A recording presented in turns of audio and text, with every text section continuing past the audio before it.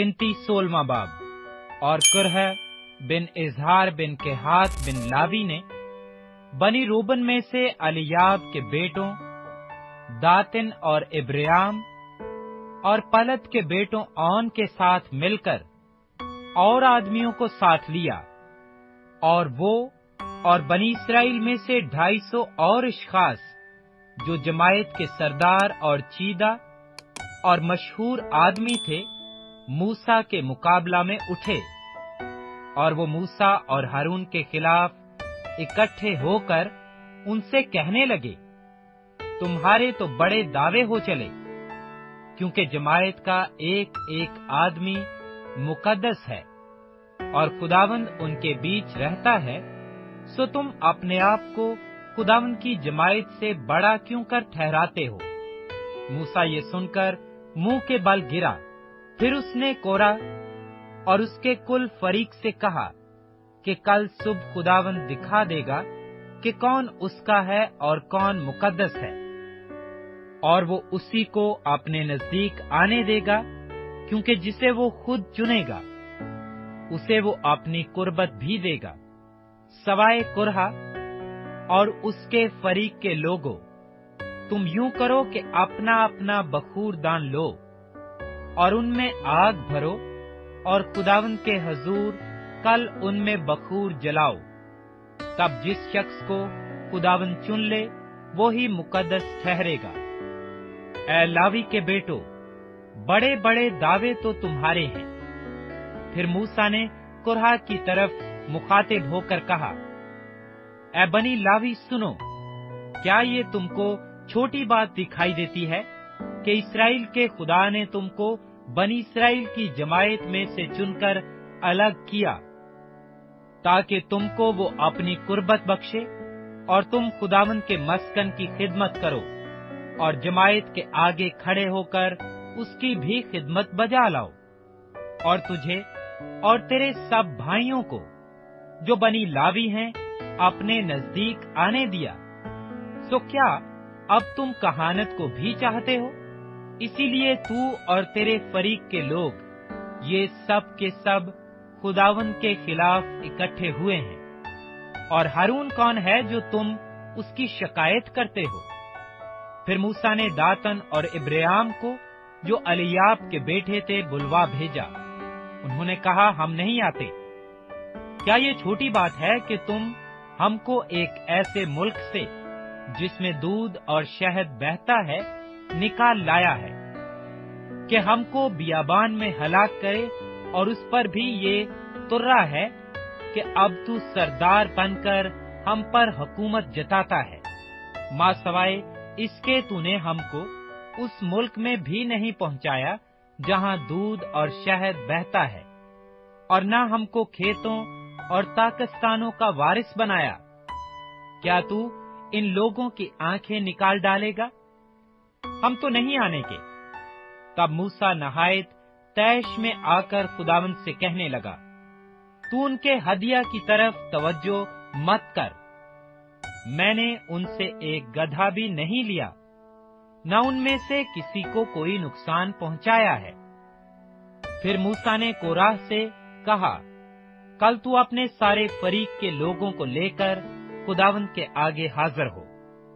तू भी हो और वो भी हो और हारून भी हो, और तुम में से हर एक शख्स अपने बखूर दान लेकर उसमें बखूर डाले, और तुम अपने अपने बखूर दान को जो शुमार में 250 होंगे खुदावंद के हजूर लाओ। और तू भी अपना बखूर दान लाना और हारून भी लाए।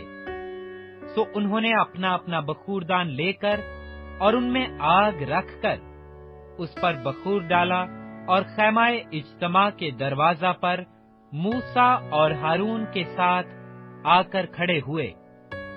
और कुरा ने सारी जमायत को उनके खिलाफ खैमाए इज्तमा के दरवाजा पर जमा कर लिया था। तब खुदावंद का जलाल सारी जमायत के सामने नुमायां हुआ, और खुदावंद ने मूसा और हारून से कहा कि तुम अपने आप को इस जमायत से बिल्कुल अलग कर लो, ताकि मैं उनको एक पल में भस्म कर दूं। तब वो मुंह के बल गिर कर कहने लगे, ऐ खुदावंद, सब बशर की रूहों के खुदा, क्या एक आदमी के गुनाह के सबब से तेरा कहर सारी जमायत पर होगा? तब खुदावंद ने मूसा से कहा, तू जमायत से कह कि तुम कुरहा और दातन और इब्राहिम के खैमों के आस पास से दूर हट जाओ। और मूसा उठकर दातन और इब्राहिम की तरफ गया, और बनी इस्राएल के बुजुर्ग उसके पीछे पीछे गए। और उसने जमायत से कहा, इन शरीर आदमियों के खैमों से निकल जाओ, और उनकी किसी चीज को हाथ न लगाओ, ताना हो कि तुम भी उनके सब गुनाहों के सबब से नेस्त हो जाओ। सो वो लोग कुरहा और दातिन और इब्राहिम के खैमों के आसपास से दूर हट गए, और दातिन और इब्राहिम अपनी बीवियों और बेटों और बाल बच्चों समेत निकलकर अपने खैमों के दरवाजों पर खड़े हुए। तब मूसा ने कहा, इससे तुम जान लोगे कि खुदावंद ने मुझे भेजा है कि ये सब काम करूं, क्योंकि मैंने अपनी मर्जी से कुछ नहीं किया। अगर ये आदमी वैसी ही मौत से मरें जो सब लोगों को आती है, या इन पर वैसे ही हादसे गुजरें जो सब पर गुजरते हैं, तो मैं खुदावंद का भेजा हुआ नहीं हूं।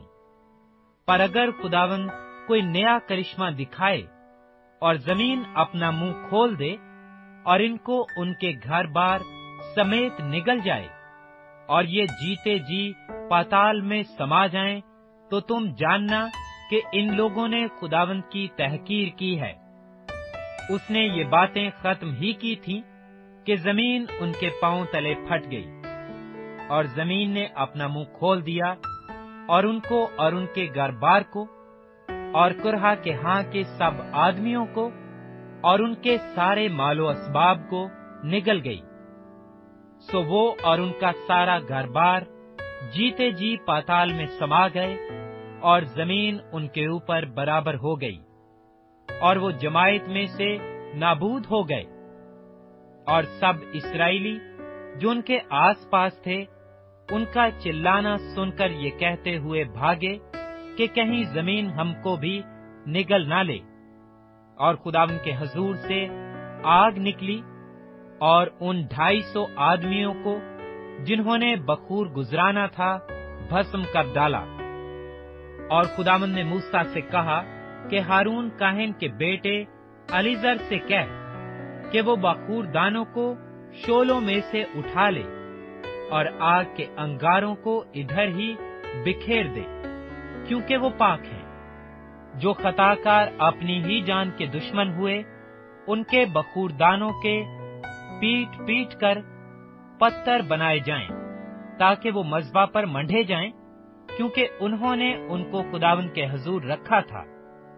इसलिए वो पाक हैं, और वो बनी इस्राएल के लिए एक निशान भी ठहरेंगे। तब अलीजर काहिन ने पीतल के उन बखूर दानों को उठा लिया, जिनमें उन्होंने जो भस्म कर दिए गए थे बखूर गुजराना था, और मज़बा पर मंढने के लिए उनके पत्थर बनवाए, ताकि बनी इस्राएल के लिए एक यादगार हो कि कोई गैर शख्स जो हारून की नस्ल से नहीं खुदावंद के हुजूर बखूर जलाने को नजदीक ना जाए, ताना हो कि वो कुरहा और उसके फरीक की तरह हलाक हो, जैसा खुदावंद ने उसको मूसा की मार्फत बता दिया था।